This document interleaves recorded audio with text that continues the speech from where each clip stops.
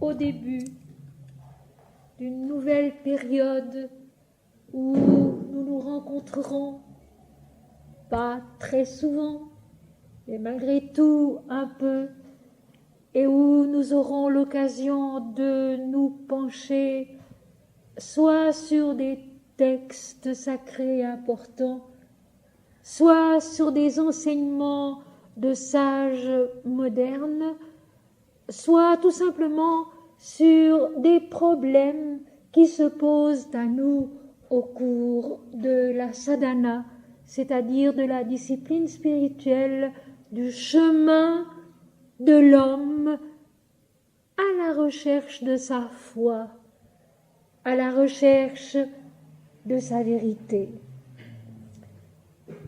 Je veux commencer, comme d'habitude, par vous lire très simplement 2 poèmes tirés de mon recueil de poèmes spirituels, Les Sentiers de l'âme. Seigneur, entre mes mains, tu as déposé un trésor. Je le serre et j'éprouve en pleurant ce qu'il est. Mes yeux dans ta lumière voient la vie. Elle s'écoule à l'intérieur de mon regard, dans le fond de mon cœur qui l'aime. Tu es l'amour et tu es la demeure. En toi, l'amour est démesuré. Celui qui regarde est celui qui aime et celui qui connaît. À l'intérieur de la vie est le silence. À l'intérieur du silence est la vérité. Et le trésor entre mes mains est l'adoration qui permet la lumière et qui permet le regard. Je vois, le Seigneur a disparu, la lumière brûle mes yeux, elle brûle aussi ma poitrine, mon âme. Elle n'est plus qu'un écoulement de la joie dans la paix. Je suis unie au Seigneur et ensemble nous marchons dans l'allégresse. Il est debout derrière moi. Il me soutient et j'accomplis le geste de sa béatitude dans l'immensité. Je suis son regard, il est ma vision. Ensemble, nous décrivons le mouvement de l'éternité. Tel est le seuil où vibre ce qui est, le seuil où l'aurore contient Dieu.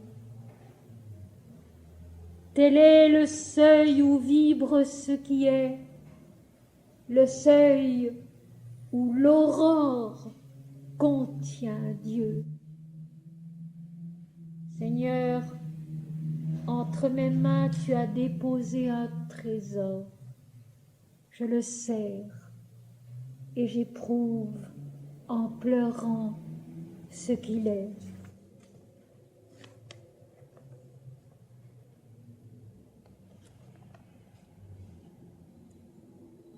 Et puis ceci qui en est le complément, nous allons le voir tout à l'heure.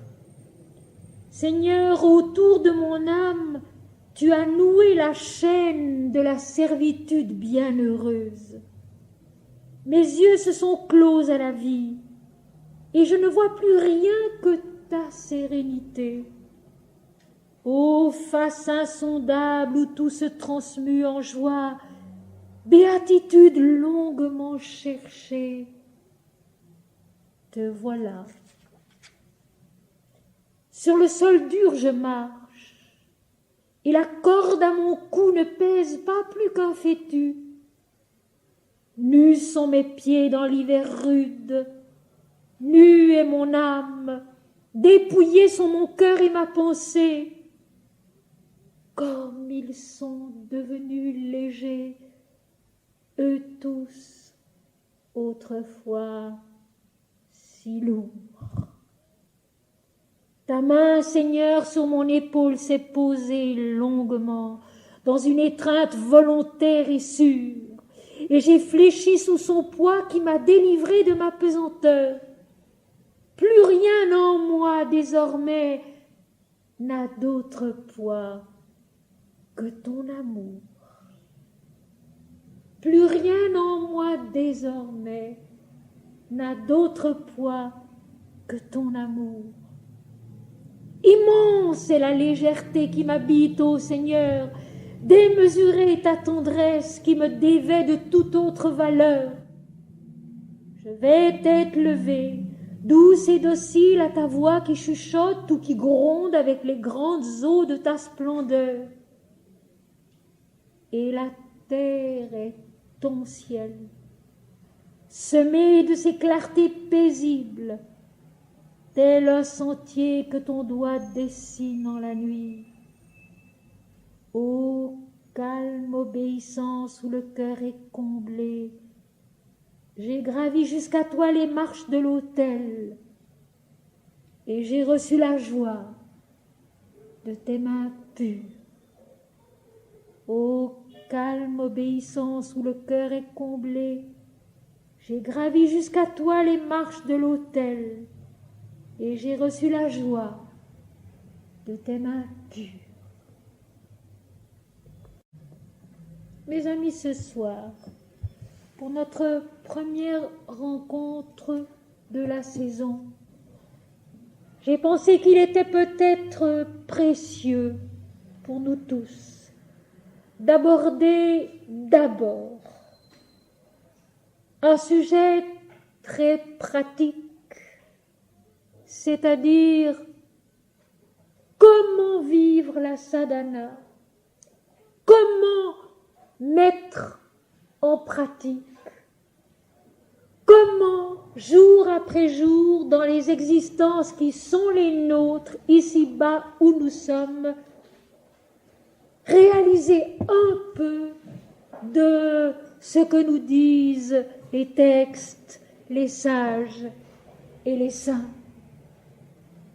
Et pour cela, j'ai demandé l'aide de quelqu'un que j'aime beaucoup, c'est Mahananda Mahi, dont l'enseignement est vaste et à qui on peut vraiment poser toutes les questions utiles et nécessaires pour la sadhana. Donc ce soir, ce sera avant tout un exposé d'ordre pratique qui, j'espère, nous éclairera tous un peu et nous permettra de mieux savoir nous y prendre, parce qu'enfin c'est de cela qu'il s'agit, dans cette mise en pratique, dans cette démarche à la fois intérieure et extérieure, parce qu'il y a parcours dans la vie concrète et il y a parcours dans le fond de notre être, dans le fond de notre conscience, de notre pensée, de notre âme. Et c'est bien sûr à ceux et celles qui ont parcouru ce chemin apparemment plus vite et plus facilement que nous, qui en connaissent les obstacles, les difficultés, mais aussi les joies, les forces, les soutiens qu'il faut demander de nous diriger. L'enseignement de Mahananda Mahi est très très vaste et certainement que dans ce gros livre que j'ai là devant moi, il n'y a qu'une partie de tout ce qu'elle a dit, de tout ce qu'elle a donné, mais il y en a assez pour nous instruire et nous aider assez longuement. Tout d'abord ceci. En général, vous accomplissez vos rites journaliers de la façon habituelle. Ma pose donc comme une certitude, comme postulat, que la personne qui est devant elle, qui vient lui demander conseil, a déjà une certaine habitude de se recueillir et de méditer.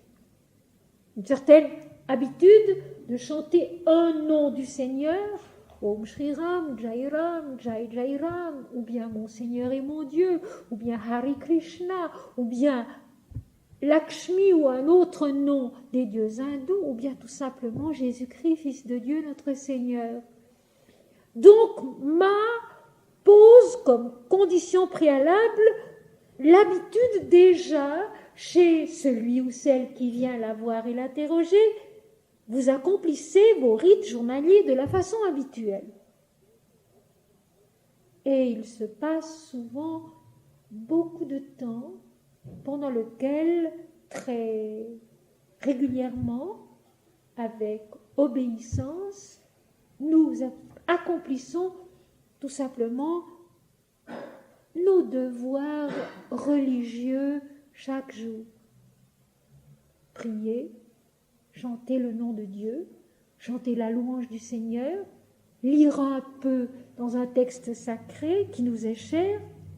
Alors elle ajoute ceci: si vous éprouvez le désir de pratiquer quelques japa ou méditations supplémentaires, cela prouve que vous avez eu un aperçu, si faible soit-il, et alors vous pouvez espérer que graduellement le rythme de votre vraie nature viendra à la surface. Et je voudrais ajouter tout de suite une autre phrase qu'elle dit un peu plus loin à propos d'une autre question. Ce qu'il y a de beau, c'est que la nature réelle de l'homme aspire ardemment à la réalité, à la sagesse suprême, à la joie divine. Voilà une chose qu'elle nous apprend avec certitude, avec autorité, une chose que nous allons d'abord essayer de bien comprendre et de voir dans quelle mesure justement elle peut nous aider. Ce qu'il y a de beau, dit Ma, c'est que la nature réelle de l'homme aspire ardemment à la réalité, à la sagesse suprême, à la joie divine. De même, il est dans sa nature de rentrer dans son soi lorsque le jeu de la lila est terminé. Elle parlera souvent de notre nature réelle, de notre nature vraie. Et voici une chose dont il faut essayer de prendre conscience. Finalement, pourquoi, depuis les temps les plus reculés, prie-t-on, adore-t-on, a-t-on confiance qu'il existe quelque chose de plus grand que soi, de plus fort que soi, de plus vrai, de plus stable que soi, à qui on peut se confier, à qui on peut remettre sa vie, ses problèmes, ses joies, ses difficultés. Eh bien, Ma affirme, et quand c'est Ma qui le dit, ça a une importance très grande, la nature vraie de l'homme, c'est de rechercher Dieu. Et voilà pourquoi le monde d'aujourd'hui est si malheureux. Voilà pourquoi le monde d'aujourd'hui est si malheureux. Parce que pour des quantités de raisons qu'il est inutile de chercher à analyser, l'homme croit qu'il peut se passer de cela. Et à dessein ici, je n'emploie pas le nom de Dieu. L'homme croit qu'il peut se passer de cela, qu'il est devenu assez fort, assez calé, qu'il a découvert tant de lois de la nature, qu'il est maître de tant de choses, qu'il peut se passer de prier, qu'il peut se passer, tout à l'heure Ma en parlera, je ne sais pas du tout si j'arriverai jusque-là dans les textes, c'est pourquoi je vous le dis en passant pendant que j'y pense, de faire une chose que nous faisions, nous, quand nous étions enfants, et qui s'est totalement perdue. Le soir, à la fin de la journée, faire son examen de conscience, repasser les événements de la journée, les actions que nous avons accomplies, voir celles qui ont été bonnes, celles qui ont été mauvaises, pour les offrir au Seigneur et lui demander de nous aider à faire mieux demain. J'ai trouvé très touchant de trouver un conseil pareil dans l'enseignement de Mahanandamayi, parce que autrefois, quand j'étais enfant, on nous apprenait cela. Faire le soir, avant de s'endormir dans son lit, son examen de conscience. La journée s'est passée comme ceci, comme cela, il y a eu ça, ici j'ai réagi comme ça, là j'ai fait comme ça, là j'ai pas bien fait mon travail, là je l'ai peut-être mieux fait. Son examen de conscience, repasser la journée, non pas pour s'en charger, mais pour l'offrir à Dieu. Pour lui dire, eh bien voilà, je te la donne, toi tu en es le juge, moi je vois peut-être un peu ce qui était meilleur, ce qui l'était moins, mais toi tu en es le juge, alors je te la donne pour que mon sommeil soit une prière, pour que mon sommeil soit une méditation, et que demain je me réveille avec de nouvelles forces que tu m'auras données, pour que demain je puisse, grâce à toi, grâce à ce sommeil qui ne sera pas seulement bien dormir, relaxer dans un lit X, Y ou Z pour des raisons matérielles, un bon sommeil humain, non. Un sommeil qui vient de Dieu. C'est peut-être quelque chose à quoi vous n'avez jamais pensé.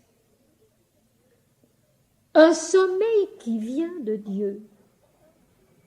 Un sommeil qui nous recharge parce que, avant de dormir, même très fatigué, l'esprit un peu brouillé, surtout quand on n'est plus très jeune, on ne se rappelle plus très bien de tout, mais on peut quand même se rappeler un certain nombre de choses et puis dire, eh bien voilà Seigneur, moi je me juge comme cela, je t'offre ma journée. Et dans mon sommeil, enfante toi en moi la journée de demain pour qu'elle soit meilleure et plus belle. Ça aussi, c'est la sadhana. Jour et nuit, c'est la sadhana. Mais pas en se tuant et en s'empêchant de dormir.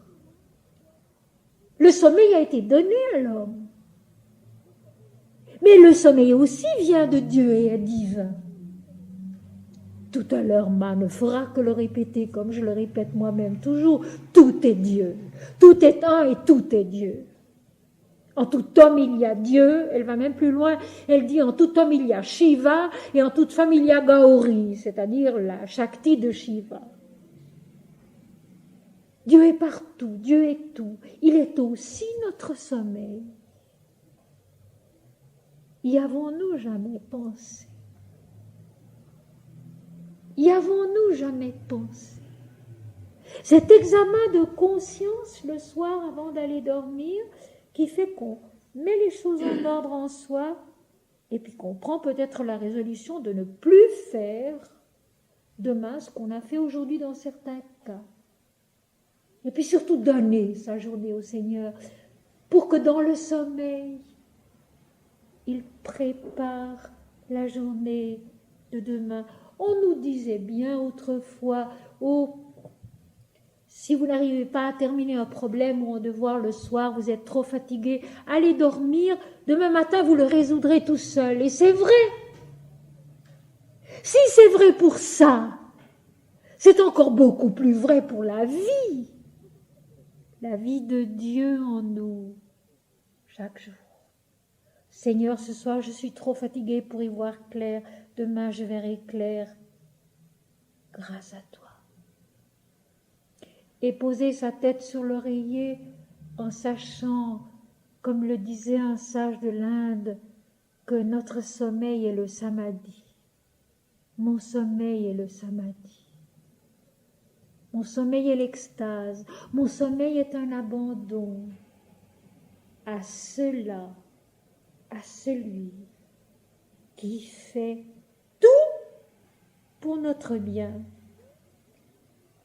Si vous éprouvez le désir de pratiquer quelques japa ou méditations supplémentaires, cela prouve que vous avez eu un aperçu, si faible soit-il, et alors vous pouvez espérer que graduellement le rythme de votre vraie nature viendra à la surface. Il y a donc au fond de nous une vraie nature que nous ne connaissons pas et qui est Dieu. Le Christ en nous. Le Christ qui est toute la vie. Le Christ qui est nous-mêmes. Mais que nous ne connaissons pas et que nous ne cherchons surtout pas là. Où cherchons-nous le Christ? Nous le cherchons dans le passé. Nous le cherchons dans la mort. Il est la vie. Il est ici, il est présent, il est en nous. Et à quelqu'un qui lui parlait justement de la religion chrétienne et qui disait « Mais cette religion-là quand même est supérieure aux autres », une façon adorable de lui répondre « Vous savez, en Jésus-Christ, il y a tout. Il y a le Père, il y a le Fils, il y a le bien-aimé, il y a le frère, et il y a aussi moi. »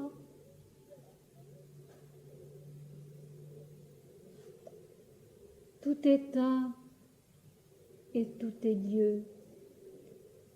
Et nous avons à laisser s'éveiller en nous notre vraie nature qui se souvient de Dieu au fond de nous-mêmes et qui peu à peu va de plus en plus venir à la surface et motiver notre façon d'être, notre façon de parler, notre façon de vivre, notre façon de travailler.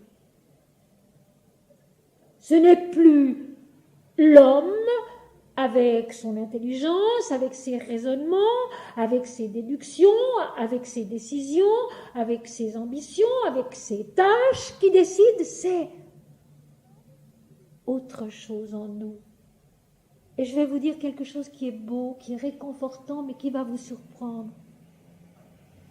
Nous allons commencer à découvrir que la vraie source du travail, la vraie source de l'action, c'est la liberté. Une liberté en nous. Nous avons appris beaucoup de choses. Nous avons déjà pratiqué beaucoup de prières, de sadhana, de méditation, de japa. Nous avons déjà lu passablement de textes et nous les avons peut-être un peu mieux compris. Tout ça nous aide.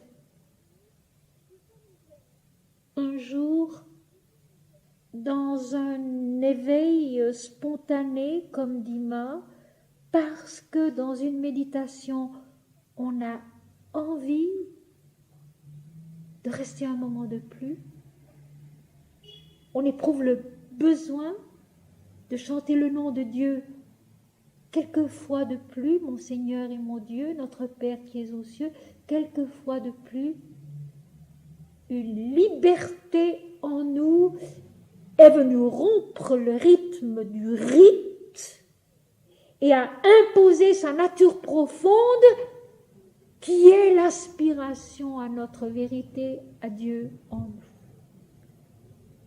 Alors au fond, qu'avons-nous à faire, mes amis?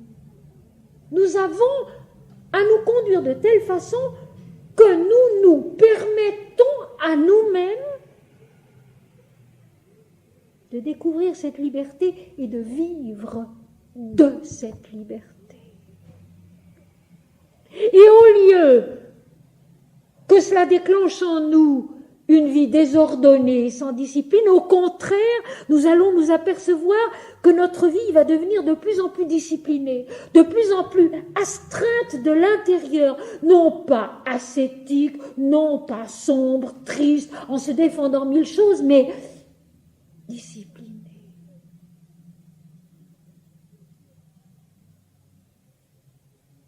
Plus tard, Ma expliquera très clairement que plus on parle, moins on est dans la vérité. Plus on parle, plus on discute, moins on est dans la vérité. Parlez le moins possible, discutez le moins possible, surtout des choses de l'esprit.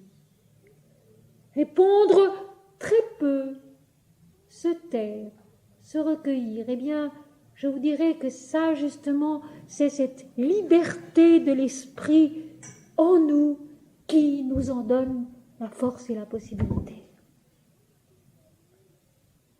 Ramakrishna, lui, il dit d'une façon très péremptoire, si vous pratiquez une sadhana, si vous faites des progrès, n'en parlez à personne, vous y perdriez beaucoup.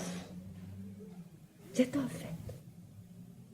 Et de nos jours, on discute beaucoup trop de ces choses-là.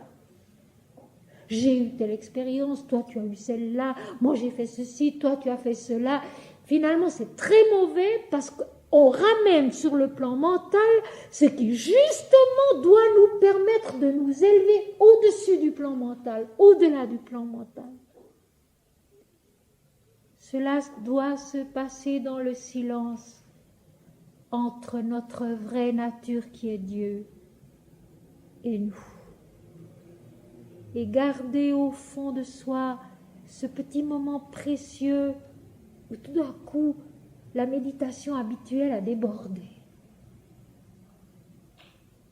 Tout d'un coup, la méditation habituelle a éclaté sa limite. Elle est devenue autre chose. Elle a permis peut-être même pas de comprendre, mais de pressentir quelque chose de plus, quelque chose de plus vrai, quelque chose de plus beau, quelque chose de plus serein. La méditation, le japa, la prière doivent nous rendre heureux. Mais Ma dit aussi, faites du japa même si vous n'en avez pas envie. Méditez même si vous n'en avez pas envie. Répétez le nom de Dieu même si vous n'en avez pas envie. Et moi j'ajoute, ça vaudra toujours mieux que de penser autre chose. Faites-le même si vous n'en avez pas envie. Parce que c'est toujours vrai, c'est toujours juste, c'est toujours sain et saïenne. Notre santé complète, elle est là. Dans la prière, dans la méditation, dans cette pratique journalière qui peut-être va augmenter un peu et permettre à notre vraie nature de venir à la surface. Notre vraie nature, c'est quoi? Notre vraie nature, c'est Dieu. Notre vraie nature, c'est l'amour. Notre vraie nature, c'est la lumière, puisque notre conscience est lumière. Alors, pourquoi être de mauvaise humeur? Pourquoi s'irriter? Pourquoi se plaindre? Pourquoi se tourmenter pour mille et une choses? Mon Seigneur et mon Dieu, c'est toi qui es, c'est toi qui sais, c'est toi qui fais. Mon Seigneur et mon Dieu, mes amis, je peux vous certifier qu'il n'y a pas de difficulté au monde. Il n'y a pas de chagrin, il n'y a pas de souffrance, il n'y a pas de problème qui ne cède devant notre obstination à ne dire qu'une seule chose, mon Seigneur et mon Dieu, mon Seigneur et mon Dieu, mon Seigneur et mon Dieu. Et puis finalement, la difficulté disparaît. Le problème se résout. Nous pouvons aller de l'avant dans cette liberté de notre vraie nature qui vient à la surface. Dans ces conditions, le sens de l'ego persiste encore. Mais cet ego est orienté vers l'éternel, animé d'un désir ardent de s'unir à lui, tandis que les actions accomplies pour trouver gloire et honneur sur la terre proviennent de l'ego et sont par conséquent des obstacles et des entraves. Voilà un précieux conseil. Dans ces conditions, le sens de l'ego persiste encore. Bon, c'est une chose à savoir. Notre moi-je, il est là. Mais comme je l'ai déjà souvent dit, l'ego, le moi-je, le moi individuel n'est pas en lui-même l'ennemi. Au contraire, il est en nous l'image de Dieu. Cette autonomie de notre être physique sur la terre vient du moi individuel et il est l'image de Dieu. Le moi individuel est l'image de Dieu, mais il devient l'obstacle lorsqu'il se prend pour un être autonome, isolé, seul, et maître des actions, maître des pensées, maître du devenir. Donc elle dit, dans ces conditions, le sens de l'ego persiste encore, mais cet ego est orienté vers l'éternel, animé d'un désir ardent de s'unir avec lui, tandis que les actions accomplies pour trouver gloire et honneur proviennent de l'ego et sont par conséquent des obstacles et des entraves. Agir, penser, parler avec un seul état d'esprit, celui de servir Dieu et les hommes. Si nous sommes de bonne humeur, si nous sommes encourageants, si nous sommes aimants, si nous tâchons de bien faire notre travail, tout à l'heure, Mahananda Mayi va stigmatiser assez violemment la négligence dans tous les domaines, eh bien, nous servons Dieu et nous servons les hommes. Par contre, si nous sommes de mauvaise humeur, si nous sommes en colère, si nous faisons mal notre travail, si nous sommes agacés parce que nous devons encore faire ceci ou cela pour tel et tel et même pour des enfants, nous ne servons ni Dieu, ni les autres, ni nous-mêmes. Ainsi, l'ego de l'homme subsiste, et je dirais c'est beau. L'ego de l'homme subsiste, mais cet ego de l'homme, il devient un serviteur de l'Éternel. Il est tourné vers l'Éternel, il aspire à connaître l'Éternel et il marche dans les voies de l'Éternel. Une parole de l'Ancien Testament: marche devant ma face, dit l'Éternel, avec droiture. Eh bien, c'est cela. L'ego subsiste et ce n'est pas grave. L'ego subsiste, mais l'ego va progressivement se transformer, puis même se transfigurer, et puis se sublimer et devenir vraiment le serviteur de l'Éternel. Que vous pratiquiez le Hatha Yoga ou le Raja Yoga ou n'importe quel autre yoga, ils ne peuvent vous être nuisibles que si l'aspiration spirituelle pure en est absente. Les dangers de la vie spirituelle, qui sont vrais, qui existent, disparaissent si notre recherche est vraiment Dieu et Dieu seul et rien d'autre. Que vous pratiquiez le Hatha Yoga ou le Raja Yoga ou n'importe quel autre yoga, ils ne peuvent vous être nuisibles que si l'aspiration spirituelle pure en est absente. Vous connaissez certainement autant que moi les déformations de beaucoup de personnes qui pratiquent toutes sortes de disciplines spirituelles à la mode aujourd'hui. Très facilement, le mental s'empare de la chose et finalement, c'est l'homme qui recherche l'homme et non pas Dieu. Et à ce moment-là, les forces dégagées par la méditation, par le Hatha Yoga, par le Raja Yoga, se retournent contre l'homme et deviennent au contraire un danger très grand pour lui. Voilà une chose dont on ne parle presque plus jamais. Il y a 50 ans, lorsque on commençait à connaître dans les traductions françaises de Jean Herbert l'enseignement des sages actuels, modernes, l'accent était bien mis par Sri Ramakrishna, par Swami Vivekananda, par Sri Aurobindo, par le Maharshi, sur les dangers que présentent certaines pratiques yogiques pas accompli dans les conditions justes. Et la première condition déjà,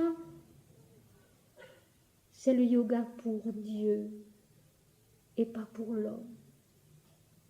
Rappelons-nous cette phrase si péremptoire et si frappante de Swami Vivekananda.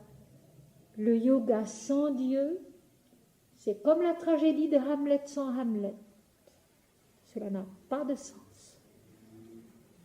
Le yogin, c'est le religieux. Le yoga, c'est la religion.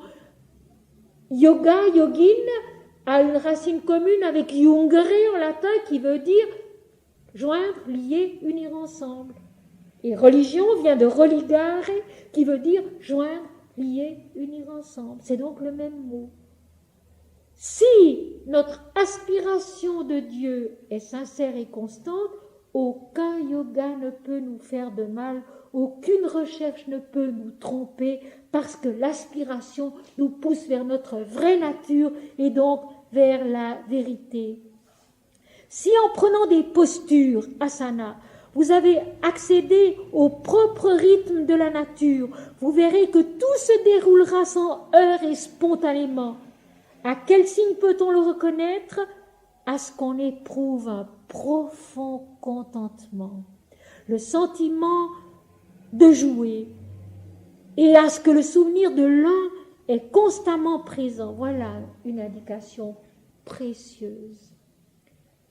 Le vrai cheminement spirituel, le vrai cheminement religieux conduit vers une notion de plus en plus intense de l'unité de toute chose, de l'unité de toute la vie, de l'unité de toutes les religions, de l'unité de tous les dieux, car il n'y a qu'un seul Dieu, de l'unité de tous les avatars, car il n'y a qu'un seul avatar. Sous tous les noms qu'il se donne ici-bas, le sens de l'unité qui s'éveille et qui se développe en nous. Or, que voyons-nous dans la vie? On divise, subdivise, resubdivise à l'infini. Et l'homme est malheureux dans ces subdivisions. Il a besoin de l'unité. Il a besoin de se souvenir de l'unité parce que son corps est un, la vie est une, l'esprit est un, la lumière est une. Et il n'y a qu'une lumière, il n'y a qu'un Dieu. Donc le souvenir constant de l'un. En fait, l'on n'y arrive pas par des exercices qui sont de ce monde. On n'y arrive pas par des techniques. On n'y arrive pas par des exercices qui sont de ce monde. Ce dont il est question ici, c'est ce qui ne peut se révéler que spontanément, de son propre gré. C'est pourquoi il y a souvenir constant de l'un. La vraie nature de l'homme va uniquement vers Dieu. Notre vraie nature va uniquement vers Dieu. Notre vraie nature recherche l'unité parce que nous-mêmes, nous sommes une unité. S'il n'y avait pas unité, même physique, il n'y aurait pas vie. Quand il y a dispersion, il y a mort. Quand il y a unité, il y a vie. La vraie nature de l'homme va uniquement vers Dieu. Voilà une ou deux choses dont nous devons nous rappeler. L'examen de conscience le soir, le sommeil qui est au fond une sorte de méditation en Dieu, qui va nous laver et nous préparer à avoir une meilleure journée le lendemain. Je ne pense pas qu'on puisse avoir une progression uniforme et chaque jour sera meilleur que le précédent. Non, ça ce n'est pas possible. Mais en tout cas, essayer et espérer par ce moyen-là de progresser, de faire que les journées précédentes, qui étaient moins bonnes, deviennent peu à peu des journées meilleures. Et puis nous rappeler que la vraie méditation, le vrai japa, est quelque chose qui jaillit librement et spontanément du fond de nous lorsque nous avons un tout petit peu éveillé au fond de nous-mêmes notre vraie nature qui se souvient de Dieu. Nous sommes la Mère divine, nous sommes le Christ, nous sommes le divin, mais nous ne le savons plus. Il faut le rapprendre et en le rapprenant, peu à peu, notre vraie nature divine émerge et monte à la surface. Et puis ensuite, elle prend des forces. Elle prend des forces. Et dans de telles dispositions, vous comprenez de vous-même que les épreuves, que les difficultés, que les souffrances vont être des occasions précieuses pour grandir en Dieu, pour grandir dans notre vraie nature et non pas le contraire, à condition de les accepter avec, je dirais tout simplement, un esprit de confiance et de tranquillité. Au lieu de s'insurger contre la maladie ou contre la souffrance ou contre le deuil ou contre la difficulté, contre les choses qui ne s'arrangent pas, contre les situations qui ne s'améliorent pas, au lieu de s'irriter contre tout cela, s'efforcer de garder vis-à-vis de tout cela une confiance, une sérénité fondée dans notre vraie nature qui est Dieu. Seigneur, c'est toi qui sais, c'est toi qui fais. De toute façon, que ce soit agréable ou désagréable, cela vient de toi. Et les conséquences des actes, c'est toi qui les détermines, c'est toi qui les donnes, ce n'est pas moi. Un saint François d'Assise disait cela aussi. Il le disait d'une façon plus violente encore, mais il disait cela aussi. Laisser le mental s'attarder sur les objets des sens ne fait qu'augmenter notre attachement pour eux. Lorsque s'éveille un intérêt intense pour la quête suprême, toujours plus de temps et d'attention seront consacrés à la pensée et à la philosophie religieuse, au souvenir de Dieu immanent dans toute la création, et ainsi jusqu'à ce que chaque nœud soit défait. L'on est pris par le désir ardent. Comment puis-je le trouver? Le résultat en est que le rythme du corps et du mental devient régulier, calme et serein. Naturellement, certains d'entre nous conçoivent le désir de prendre des asanas comme exercice spirituel. Si l'envie de faire impression sur autrui n'intervient pas dans ce désir, il sera facile d'entrer dans le rythme de votre vraie nature. Je m'arrêterai d'abord à cette deuxième partie. Jésus aussi l'a dit cela. Quand vous priez, n'allez pas devant la synagogue ou sur les places publiques pour être vu des hommes.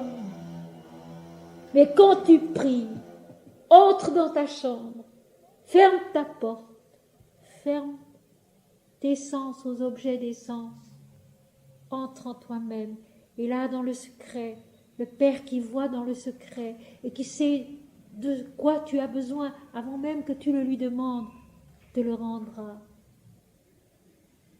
Si, en faisant une sadhana, en prenant des postures, des asanas comme exercice spirituel, si nous n'avons pas l'envie de faire impression sur autrui, alors nous accédons à notre vraie nature. Mais si nous sommes pieux, si nous faisons du yoga pour être vus des hommes, les impressionner par des pouvoirs psychiques que nous aurions acquis et qui nous donnent un certain ascendant sur eux, notre recherche n'aboutira à rien d'autre qu'à une destruction de nous-mêmes. Cela, il faut le savoir et il faut s'en souvenir. Swami Vivekananda, qui est si merveilleusement juste dans ses conseils, le dit, le yoga ne nous demande rien d'exceptionnel. Mais il nous demande tout ce dont nous sommes capables. Et surtout, le yogin est un être discret, secret, qui ne fait jamais rien pour être vu des hommes et faire impression sur eux, mais uniquement pour servir et grandir, et quand il aura servi longtemps et qu'il aura grandi un peu, eh bien, peut-être que sans le vouloir, quelque chose de lui coulera vers les hommes pour leur bien. Mais Mahananda Mayi insiste beaucoup pour que ce que nous arrivons peut-être un jour à donner de bon aux hommes, ce soit à notre insu. Parce que c'est Dieu qui fait. Et non pas parce que nous avons l'intention de faire quelque chose. Parce que c'est Dieu qui nous le demande. Et non pas parce que nous avons décidé de faire quelque chose.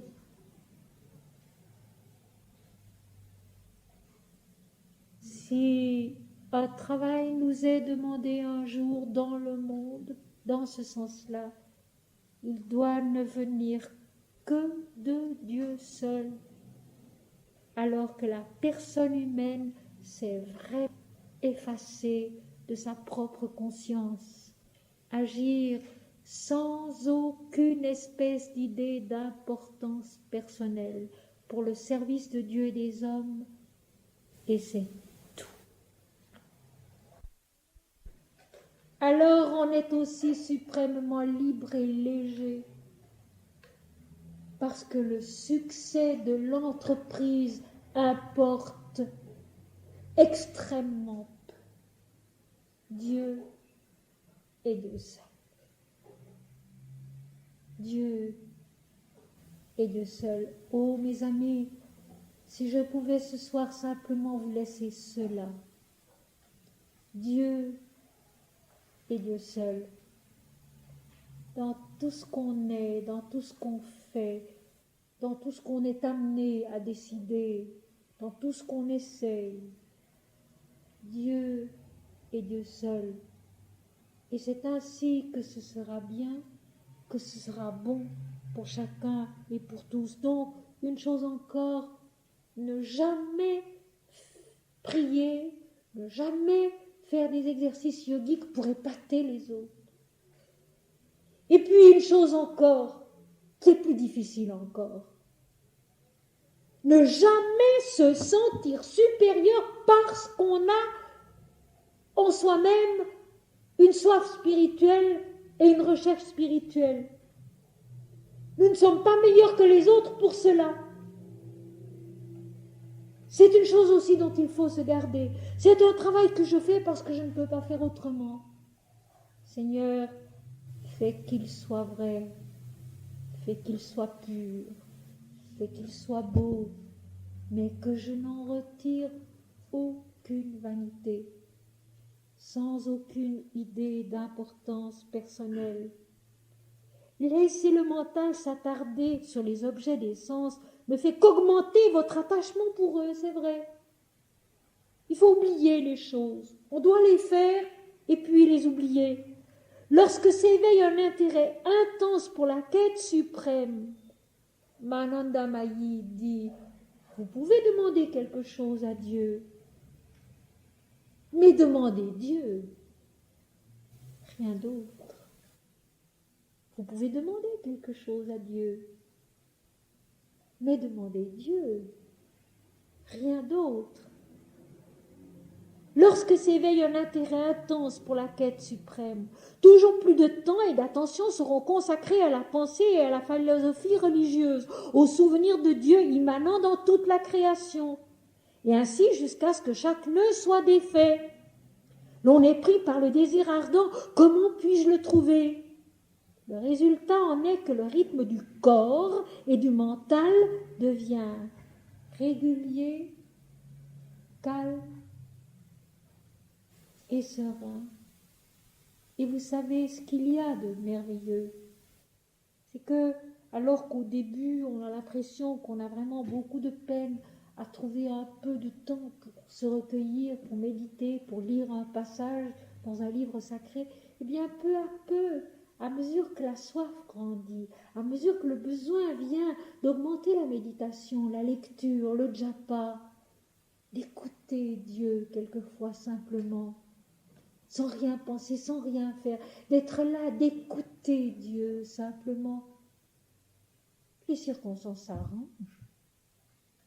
Les circonstances s'arrangent, ne vous inquiétez pas.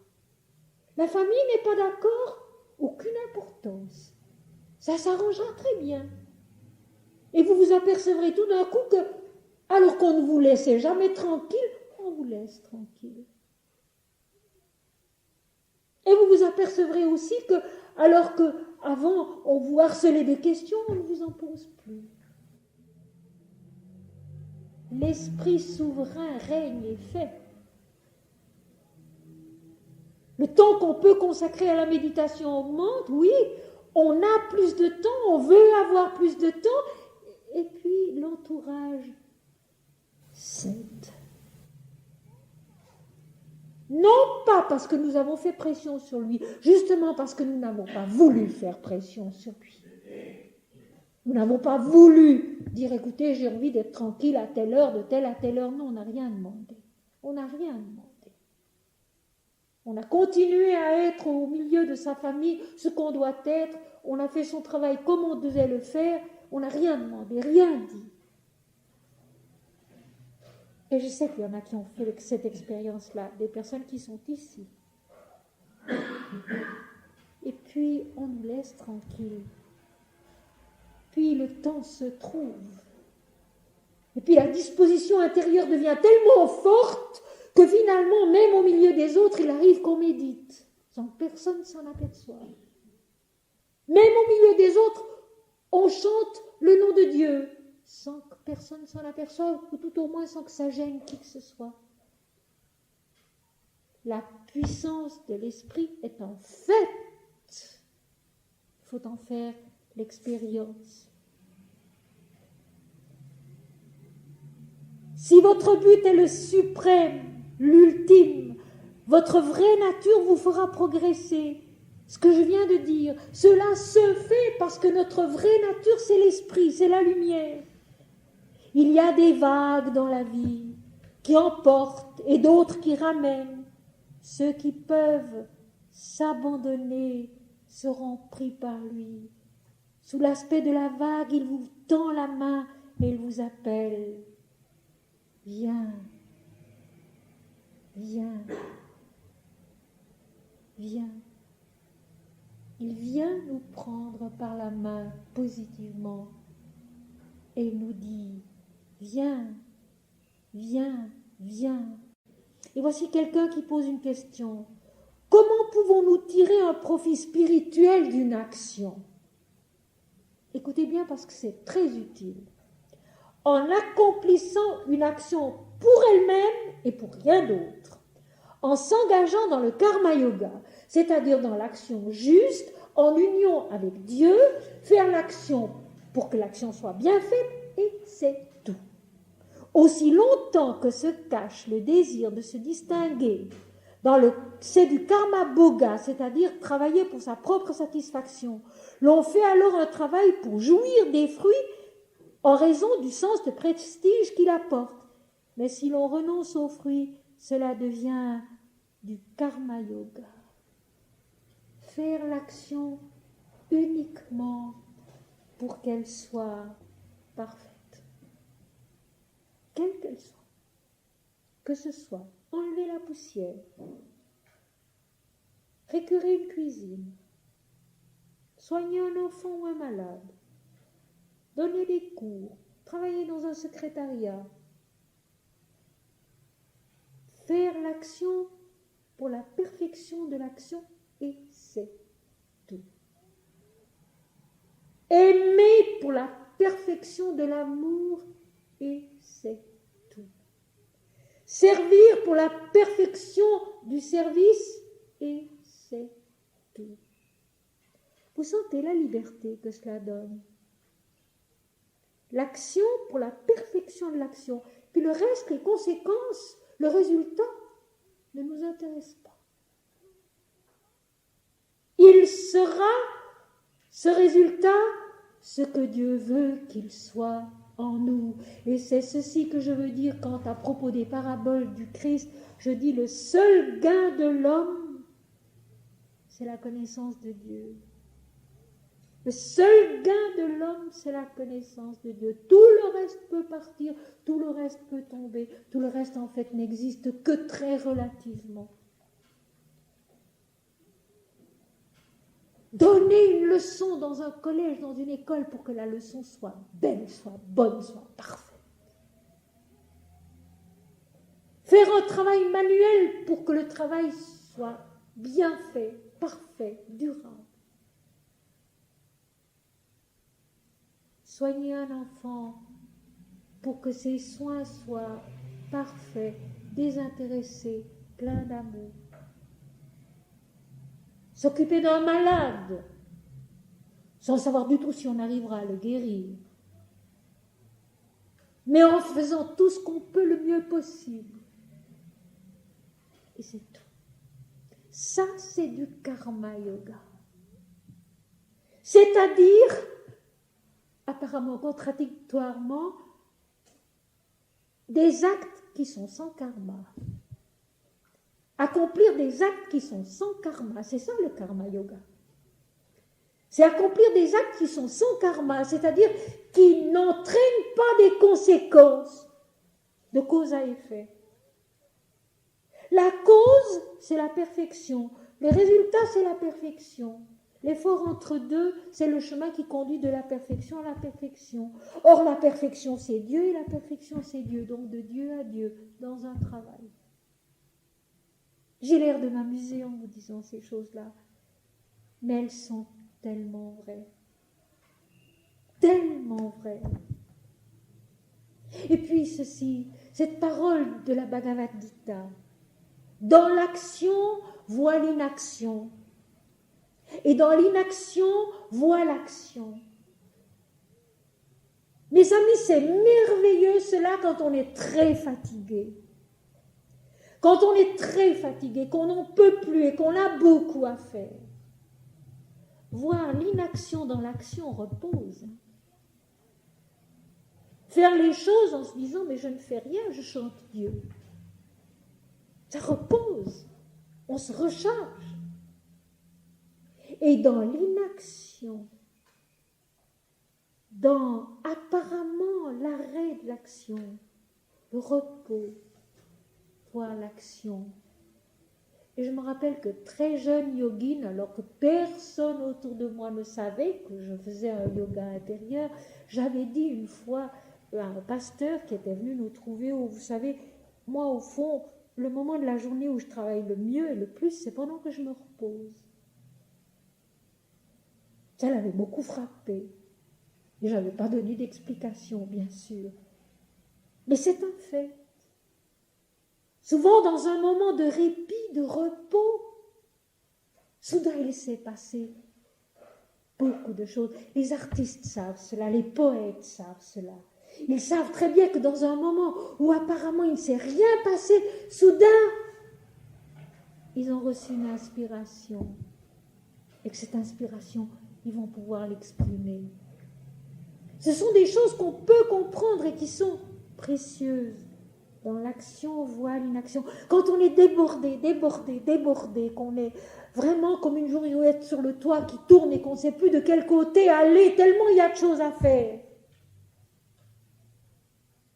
S'arrêter une seconde pour se dire, dans l'action, voit l'inaction.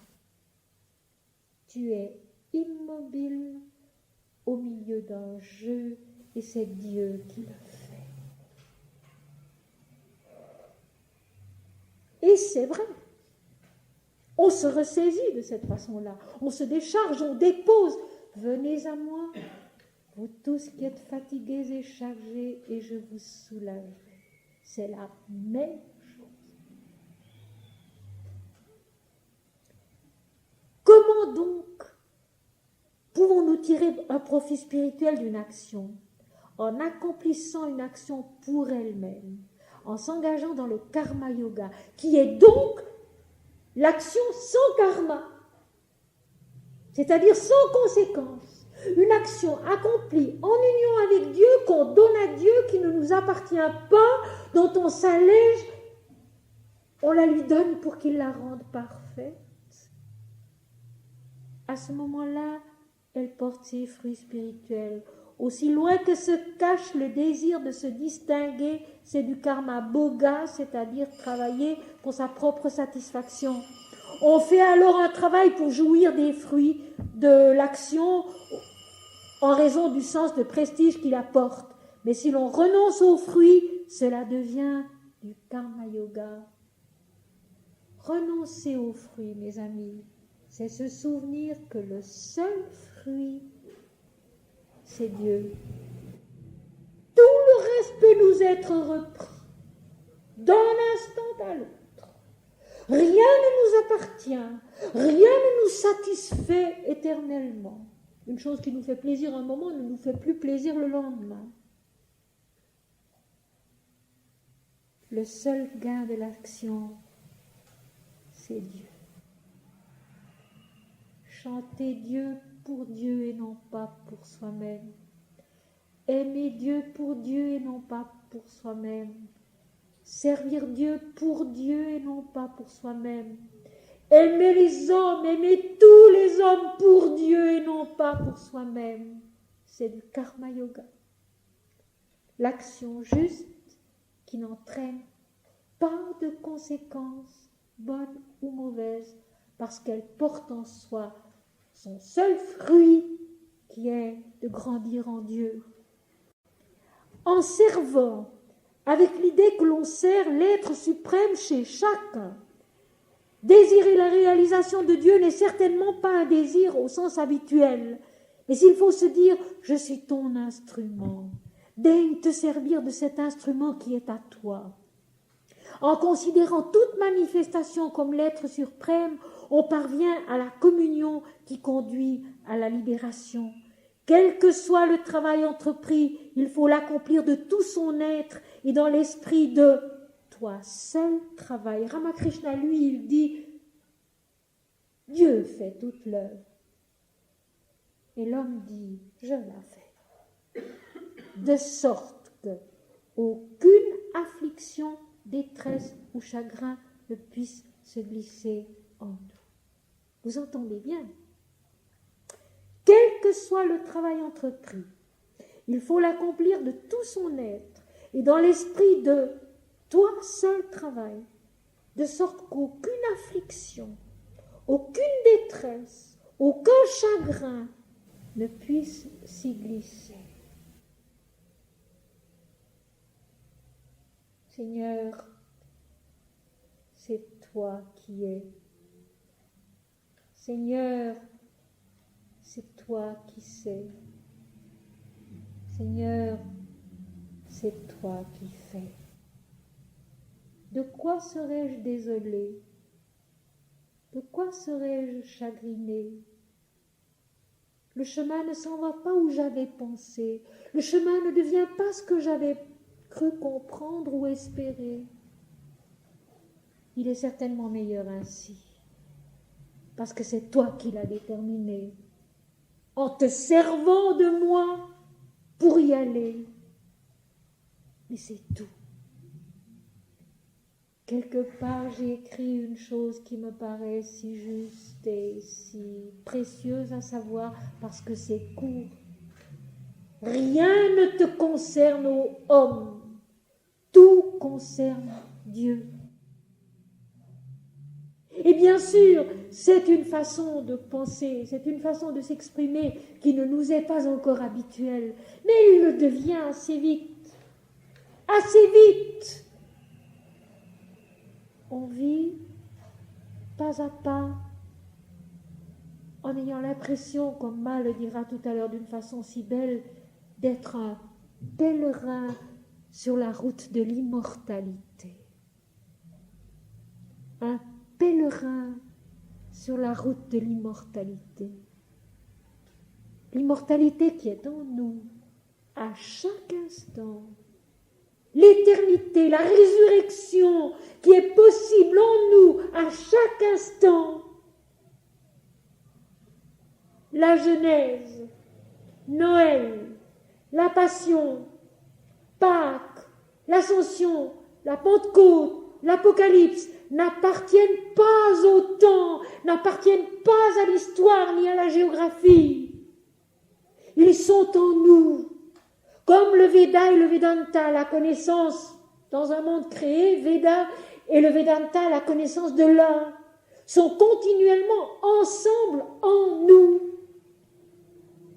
Et je voudrais ici, parce qu'on m'a posé la question tout à l'heure, expliquer en même temps une chose qui découle de ce qui vient d'être dit. On a si longtemps opposé Veda et Vedanta, et Ma dit très bien que c'est la même chose, qu'il n'y a pas d'opposition entre Veda et Vedanta, que tout est un, que tout est Dieu. On a longtemps opposé la matière à l'esprit, le corps à l'âme. Et on a ainsi condamné la vie matérielle comme étant un obstacle à la vie spirituelle. Ce n'est pas vrai. Et tout ce que nous venons déjà de lire avec Mahananda Mahi prouve le contraire.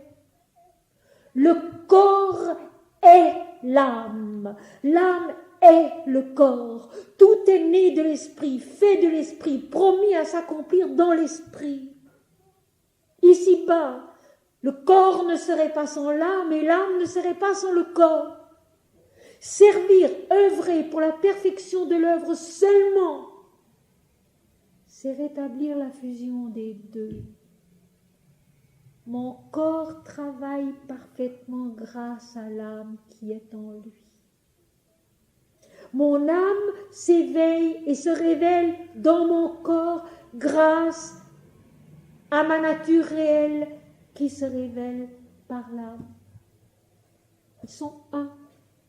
Il n'y a pas d'opposition entre l'âme et le corps. Et je dirais même encore une chose que j'ai souvent dite d'ailleurs déjà et qui est très importante. La matière est l'esprit. La matière ne ment pas. La matière est ou elle n'est pas, mais elle ne ment pas. La vie est ou elle n'est pas, mais elle ne ment pas. Le seul endroit où il y a mensonge possible, c'est sur le plan mental. La conscience dualiste de l'homme, qui doit se souvenir qu'elle est fille de Dieu, et qu'elle doit grandir en Dieu, mais quand elle oublie cela, elle ment. Et elle se ment à elle-même. Et elle se détruit. La place forte de la troisième lettre de l'Apocalypse, Pergame, qui veut dire la place forte. Le mental humain qui ne veut pas lâcher prise. Une des grandes leçons du Hatha Yoga, c'est le lâcher prise. Lâchez prise. Laissez-vous faire.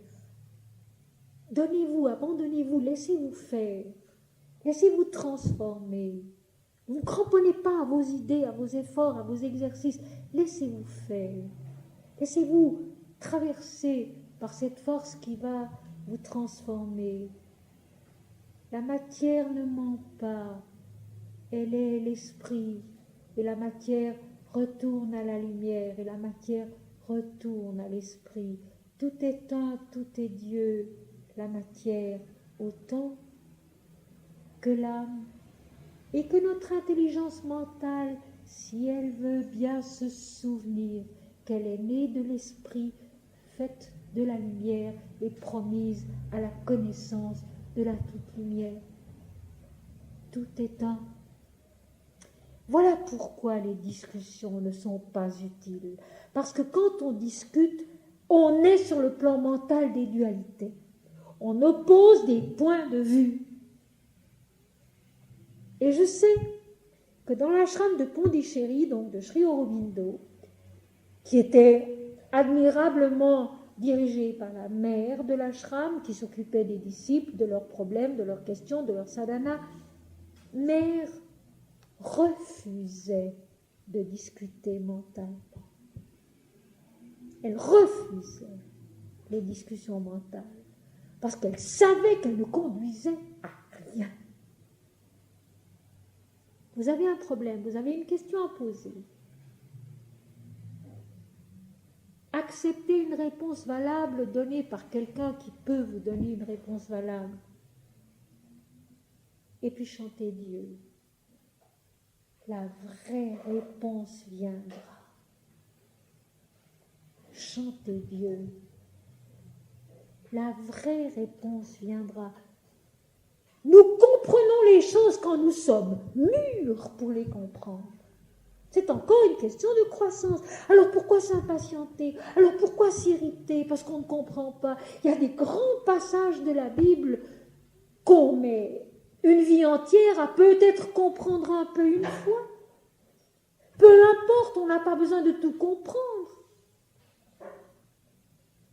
Peu à peu, avec une maturité intérieure qui vraiment se fait, on comprend mieux et on va plus loin.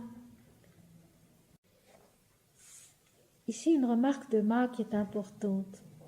lorsqu'un être cultive en lui un défaut, il a peur. Les fautes doivent être déracinées. Lorsque erreur et illusion seront complètement détruites, alors la vérité éclatera. Lorsqu'un être cultive en lui un défaut, il a peur. Ainsi, la peur vient de quoi? De quelque chose de faux que nous entretenons en nous. Quand on est dans la vérité, on n'a pas peur, on ne craint pas ce qui peut arriver. De toute façon, on fera face ou on ne fera pas face, mais c'est sans importance. Mais quand on cultive en soi quelque chose de faux, on a peur des conséquences, on a peur de ce qui va arriver, on a peur de ce qui pourrait ne pas arriver. Il faut donc faire très attention et bien corriger en soi ce qu'on sait très bien être faux. Non pas parce que les autres nous l'ont dit, mais parce qu'on a au fond de soi cette nature vraie qui sait très bien ce qui est juste. Ainsi, si nous nous apercevons que nous avons peur, eh bien dites-nous, tiens, c'est un signe cela. Il doit y avoir en moi quelque chose de faux que je cultive, un défaut que je cajole, que j'entretiens. C'est donc une indication, parce que l'homme n'a besoin d'avoir peur de rien. Rien.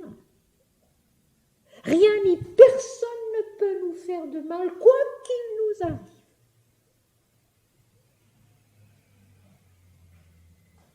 Si nous sommes dans la vérité de notre être qui est Dieu,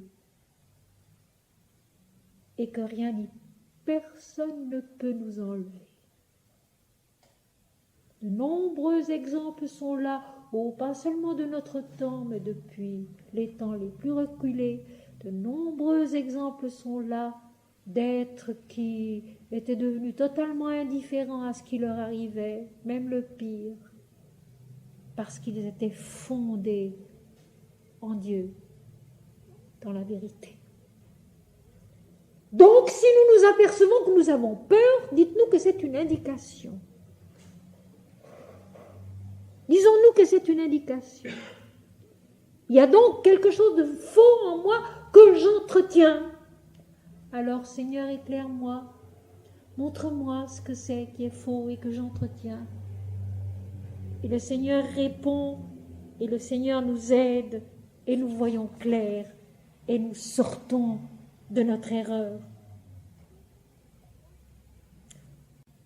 Comment entretenir l'idée de Dieu 24 heures sur 24? Par la pratique. Une pratique constante permet d'accomplir n'importe quoi. Pratiquer, s'exercer, recommencer. Quand on n'a pas pu continuer, reprendre. La pratique permet d'accomplir n'importe quoi. Il y a dans les hymnes ludiques une parole que j'aime beaucoup, c'est celle-ci. Adorer la volonté divine pour la croissance. Adorer la volonté divine pour la croissance. Si nous voulons pratiquer, si nous voulons méditer, si nous voulons prier, si nous voulons chanter le nom de Dieu, nous y arriverons. C'est une question de volonté divine en nous. Donc, adorer la volonté divine pour la croissance. Et l'Apocalypse dit cela d'une façon très belle aussi, dans la 6e lettre, au chapitre 3 de l'Apocalypse. Parce que tu as gardé la parole de la persévérance en moi. Parce que tu as gardé la parole de la persévérance en moi. Persévérer, avoir la volonté de persévérer. Ne pas regarder au résultat. C'est décourageant. Ne pas regarder au résultat et surtout ne jamais se comparer parler à qui que ce soit. Oh, celui-là est tellement plus avancé que moi, non. Il en est là, j'en suis là, pour le Seigneur, c'est la même chose. C'est quelqu'un qui s'efforce. Et c'est cela qu'il faut, et c'est cela qui suffit. C'est quelqu'un qui s'efforce. Avoir la volonté de s'efforcer, avoir la volonté de persévérer envers et contre tout. Et j'ajouterai joyeusement. Joyeusement. La vie spirituelle n'est pas triste, bien au contraire, elle est très gaie. La vie spirituelle n'est pas triste. Persévérer, avoir la volonté, continuer joyeusement. Une pratique constante permet d'accomplir n'importe quoi. Sentez-vous un instrument entre les mains de Dieu. Rien ne vaut mieux que de faire que ce que Dieu nous pousse à accomplir. En vérité, Dieu seul régit le monde entier. Vous oubliez le nom de Dieu et de ce fait, vous ne pouvez trouver Dieu. Ayez toujours présent à l'esprit que tout est en ce monde, tout ce qui arrive en ce monde, c'est la volonté de Dieu. Tout en fait est Dieu.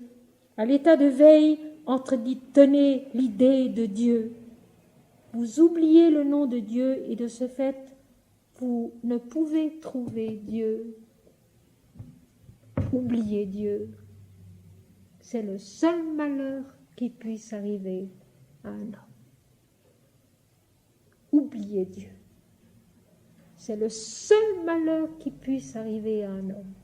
Mais je dirais que pour oublier Dieu, il faut déjà passablement de temps et passablement de mauvais efforts. Ça ne se fait pas si vite, parce que Dieu est en nous, Dieu est nous-mêmes. Il faut donc simplement vouloir se souvenir de lui et chanter son nom. Om Shri Ram, Jai Ram, Jai Jai Ram. Om Shri Ram, Jai Ram, Jai Jai Ram. Om Shri Ram, Jai Ram, Jai Jai Ram. Om Shri Ma, Jai Ma, Jai Jai Ma.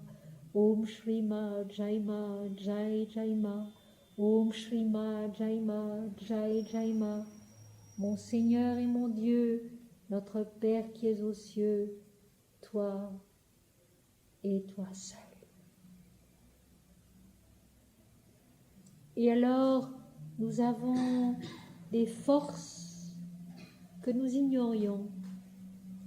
Et alors, nous avons un calme que nous ignorions. Et alors, nous avons une joie que nous ignorions. Et alors, nous avons une intelligence aussi qui se développe et que nous ignorions. Que notre ignorance soit humble, mes amis, et Dieu nous donnera l'intelligence. Ne disons jamais « je sais », « j'ai la vérité », « toi tu ne l'as pas », c'est déjà faux. Nous sommes ignorants, c'est permis, c'est pas méchant, c'est pas grave. Nous sommes ignorants. Que notre ignorance soit humble. Et le Seigneur nous donnera l'intelligence, toute l'intelligence dont nous avons besoin pour progresser. Ce corps-ci, Dima, vous le répète constamment, devenez un pèlerin sur la route de l'immortalité, fuyez le sentier de la mort, cheminez vers l'immortalité, montrez-vous impérissable, immortel. Montrez-vous impérissable, immortel. Montrez-vous impérissable, immortel.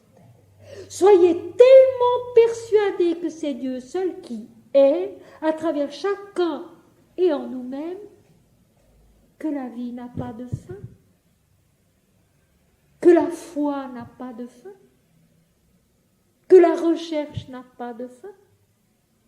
Ce corps-ci, vous le répète constamment, devenez un pèlerin sur la route de l'immortalité. Fuyez le sentier de la mort, cheminez vers l'immortalité. Montrez-vous impérissable, immortel. Nous sommes l'éternité. Nous sommes l'infini et nous sommes au commencement merveilleux de la découverte de l'immortalité et de l'infini. Ce qui est beau, c'est que la nature réelle de l'homme aspire ardemment à la réalité, à la sagesse suprême, à la joie divine. De même qu'il est dans sa nature de rentrer dans son soi lorsque le jeu est terminé. Aspirer à ne plus rien avoir à désirer est votre vraie nature, ainsi qu'explorer tout ce que vous percevez, pénétrer jusqu'à la racine, être attentif à tout, mais attentif en Dieu, par Dieu, pour Dieu.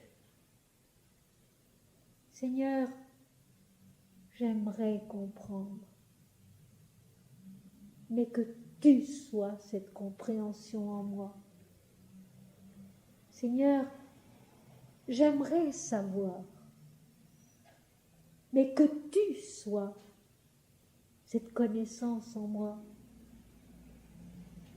Seigneur, j'aimerais pouvoir exprimer ce qui est juste, ce qui est vrai, mais que tu sois cette expression en moi. Quelqu'un demande à Ma, comment peut-on modifier sa façon de voir? Elle répond par la contemplation de Dieu. Et avant, elle a dit, de la perversité naît la souffrance. Il faut purifier sa vision. Si vous saisissiez que tout est le jeu de Dieu, rien ne vous semblerait mauvais. Et ensuite, elle répond, on peut modifier sa façon de voir par la contemplation de Dieu. Nous avons ici le grand problème de la conversion, de la métanoïa, la conversion qui est le changement de point de vue, le changement de vision, voir les choses autrement.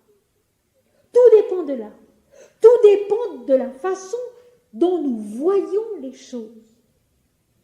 Une même chose, un décès par exemple, peut être vu de quantité de façons différentes, comme une injustice, comme une souffrance, comme une délivrance. Et puis, ça peut aussi être l'occasion d'une reconnaissance parce qu'on y voit un chemin par lequel on a compris quelque chose de plus du divin.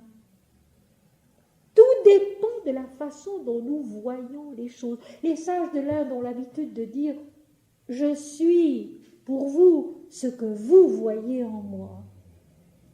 Je suis pour vous ce que vous voyez en moi, ce que vous êtes capable de voir en moi. Ce que je suis en réalité n'a pas d'importance. Mais je suis pour vous ce que vous pouvez voir en moi. Et ça, c'est important. Et les textes sacrés, mes amis, ils sont aussi ce qu'on est capable de voir en eux. Et quand on s'aperçoit de la façon dont on les explique, façon toute humaine et terre à terre, et historique et géographique, on s'arrache les cheveux parce qu'enfin on se dit, mais enfin, c'était Dieu qui parlait. C'était l'Éternel qui parlait. Et nous entendons ça à travers une si petite lunette. Nous voyons ça à travers une si petite lunette, dans une si petite perspective. Rappelons-nous de ceci. Il faut purifier sa vision. Si vous saisissiez que tout est le jeu de Dieu, rien ne vous semblerait mauvais. Comment peut-on modifier sa façon de voir? Par la contemplation de Dieu. Contempler Dieu, non pas forcément dans une forêt, dans une grotte, dans sa chambre, enfermé loin des autres, mais parmi les hommes. Contempler Dieu Je rappelle cette phrase que je cite si souvent. Ramakrishna, qui a certainement été un des plus grands visionnaires de toutes les époques, qui a eu d'innombrables samadhis, d'innombrables visions de la mère des dieux. À la fin de sa vie, quand il reconnaissait lui-même n'avoir plus du tout autant de visions, comme Ma d'ailleurs à la fin de sa vie n'avait plus du tout autant de visions, il a dit ceci qui est si admirable. C'est depuis que je vois Dieu en tout homme que je connais Dieu. C'est depuis que je vois Dieu en tout homme que je connais Dieu. Contempler Dieu. Contempler Dieu en se levant le matin et en ouvrant ses persiennes. Contempler Dieu en vaquant à son travail tout au long de la journée. Contempler Dieu. Faire le travail sans aucun autre objectif que la perfection du travail, c'est encore contempler Dieu. Savoir que tout est Dieu, que tout est un, et que c'est à force de purifier ainsi son regard.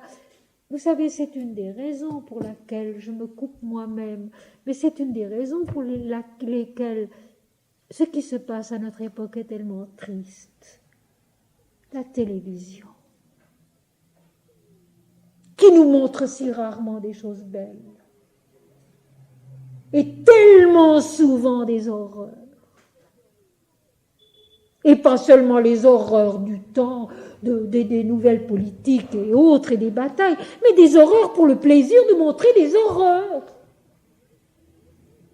Des sottises pour le plaisir de montrer des sottises. C'est un travail de destruction, cela. Et la télévision, la radio, qui distille à longueur de journée et de nuit même,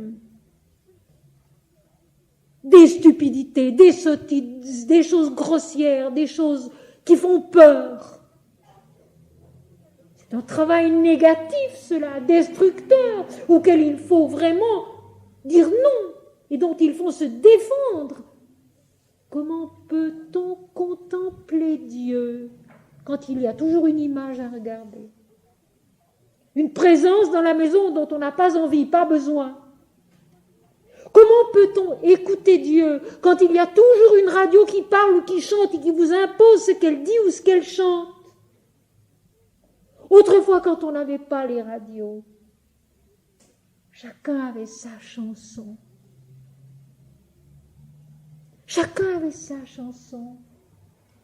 Et on pouvait entendre dans un locatif la femme du 6e, qui était une Italienne, faire des trilles et des reculades à l'italienne. Et puis à un autre étage, quelqu'un chantait différemment. Et dans la rue, quelqu'un chantait différemment. Et dans un jardin, un jardinier chantait différemment. Chacun avait sa chanson. Sa façon de chanter Dieu, sa façon de chanter sa journée. Et généralement, c'était très beau. Maintenant, même dans les trains, on vous impose de la musique. On ne peut plus être dans le silence, l'homme a peur du silence. Et pourtant, c'est dans le silence qu'on entend Dieu et qu'on découvre la vérité. Il y en aurait des choses à corriger.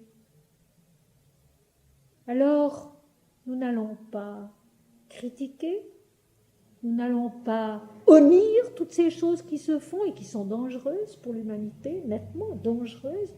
Nous allons nous mettre à faire autrement. Ne pas écouter la radio, ne pas écouter la télévision, sauf s'il y a quelque chose de bien. Oh, dans ces cas-là, s'il y a quelque chose de bien, avec mon tablier, en plein travail ménager, je m'arrête et je regarde et j'écoute. Parce que c'est bien, parce que c'est beau, et si je peux. Je me rappelle un soir d'été où j'étais seule dans ma maison et où je voulais nettoyer une commode au salon. Puis je me suis dit, au fond, je vais voir ce qu'il y a à la télévision, peut-être que ça me tiendra compagnie. Et on donnait un opéra de Mozart, admirablement chanté, admirablement donné. Avec mon tablier, mon plumeau et mon chiffon à poussière dans la main, je restais sur mon divan à écouter mon opéra de Mozart. Oui, alors, d'accord. mais n'accepter que ça. Et quand c'est mauvais, fermer. Dire non à ce qui nous détruit. Contempler Dieu. Et contempler ce qui est beau. Écouter ce qui est beau. C'est contempler Dieu. Et on s'en va joyeux parce qu'on a peut-être compris quelque chose de la nature, du divin.